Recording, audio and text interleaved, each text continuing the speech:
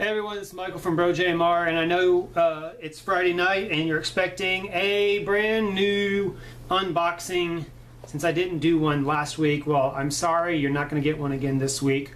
I promise you I will have another one next week for you, hopefully Friday morning, to make up for the past 2 weeks of not having one. But this time I want to show you something that I found that's really awesome, and I found a hella good price on it, and that is, if I can lift this up because this thing weighs like about 1,000 pounds literally. There we go. I don't know if you can see it real good, but that's the Sony SL-2415 Betamax player, and literally this thing is heavy as fuck. Alright, this particular model, I tried to do some research on it before I shot the video, and I've found very little on it. Like, I even went to like the darkest of the dark, deepest of the deep, darkest of the deepest of the dark web to find anything on it. And what I'm talking about, of course, is page 2 of Google. And I wasn't able to find much. Only thing I was able to find out is this particular model, the SL-2415, was released in 1984. It had a price of $750. And from what I can find out about it is it's got a TV tuner in it.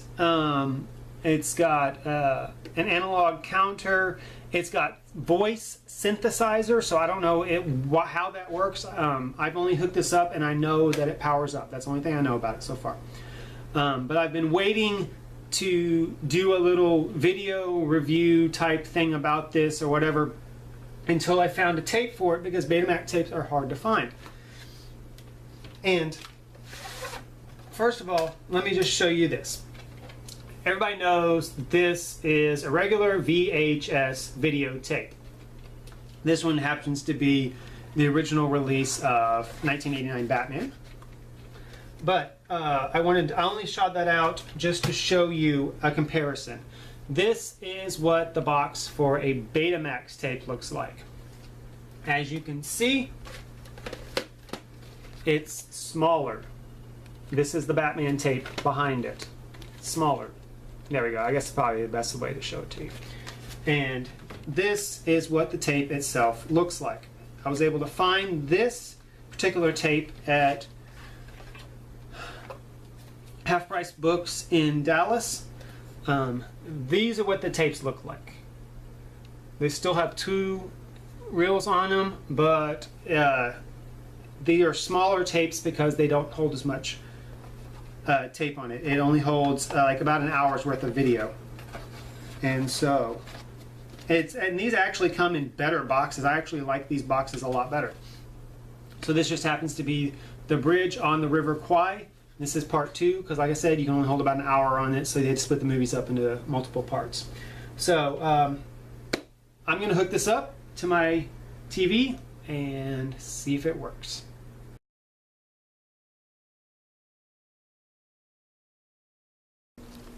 Alright, so now I know it's been a long time since I shot that little part that you just saw. But, so, got the Betamax player here, got it plugged in. As you can see, it works. Push power, it works. So now we're about to hook it up and see if it actually plays. So it has on the back, not sure if you can tell, it's got AV inputs, or outputs, excuse me. It's got VHF outputs, and a changer, so I'm not sure what that's for. I have to do with. It's got just all kinds of stuff back here that I'll never use, but on the front here, on this broken door, it's on this, yeah, okay, so that broken door, it's got another set of inputs, a separate video input. You can change channels on it. It's just got all kinds of weird stuff, a microphone for synthesizing, voice synthesizing, so, but that's not what we care about. Here's what we care about. See if it works.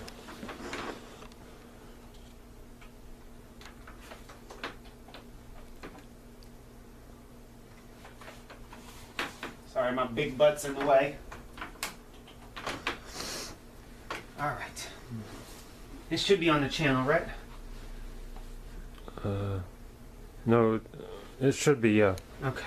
Should be on the right one. Alright, so let's pick this sucker up and see if it... I'm gonna pull the sticker off since it's falling off. I hope it's like rewound and stuff. We don't have a way to rewind it.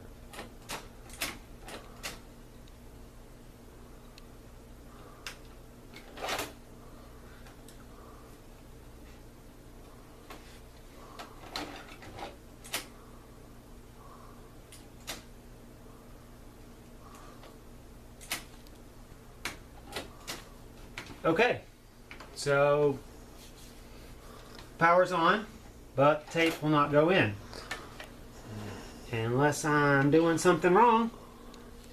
You would think it would just go in like a regular videotape.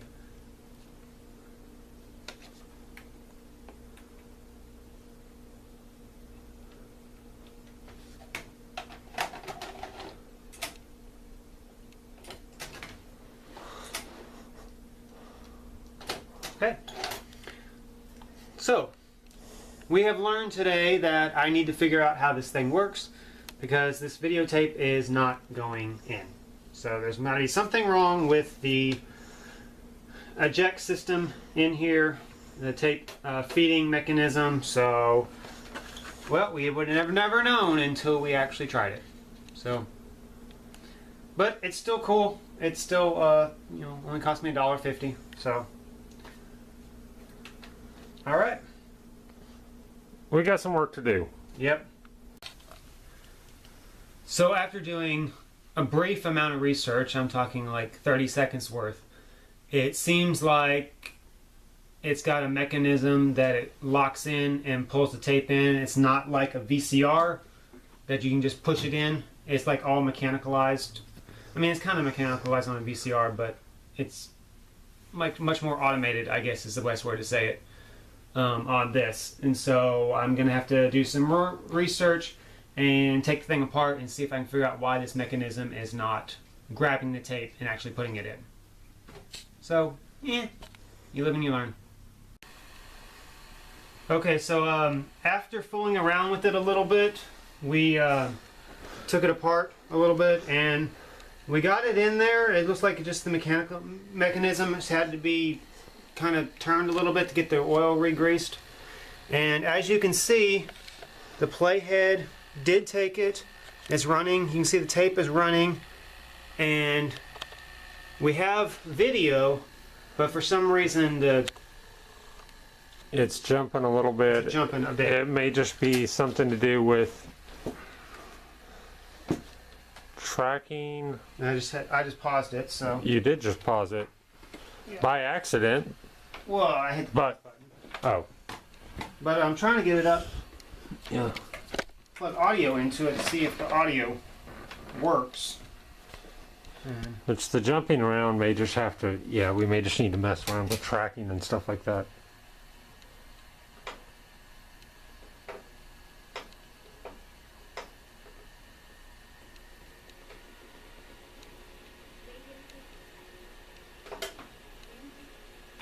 Whoa, whoa, that's going to be really loud if it comes back. Any other volunteer for anything? There we go.